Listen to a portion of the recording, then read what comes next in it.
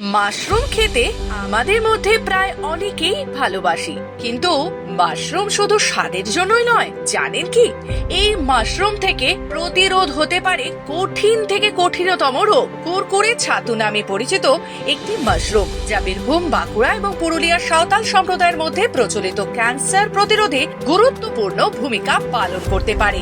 Rahara Ramakrishna mission Vivekananda শতবার্ষিকী কলেজের উদ্ভিদবিদ্যা বিভাগের অধ্যাপক স্বপন কুমার ঘোষের গবেষণায় এই তথ্য উঠে এসেছে। তিনি জানান, এই মাশরুমের 60টিরও বেশি যৌগ রয়েছে, যার মধ্যে 5টি ফ্যাটি অ্যাসিড P53 জিনকে প্রভাবিত করে ক্যান্সার কোষের বিভাজন রোধ করে। সপ্তাহে একদিন 50 গ্রাম কুরকুরে ছাতু সেবন করলে ক্যান্সার প্রতিরোধে সহায়তা পাওয়া যায়। এই গবেষণায় ডক্টর স্বপন কুমার ঘোষকে সহায়তা করেছেন কৌশিক পান্ডে, মধুপর্ণা ঘোষ এবং প্রদীপ কুমার সোর। বিশিষ্ট ভাইরোলজিস্ট ডক্টর সিদ্ধার্থ জোয়ারদার এই গবেষণা প্রশংসা উল্লেখ করে বলেছেন যে বাংলার মাশরুম ক্যান্সার প্রতিরোধে গুরুত্বপূর্ণ ভূমিকা রাখতে পারে। স্বপনবাবু বীরভূমে খয়রাশোলের বাসিন্দা এবং উদ্ভিদবিদ্যায় গবেষক।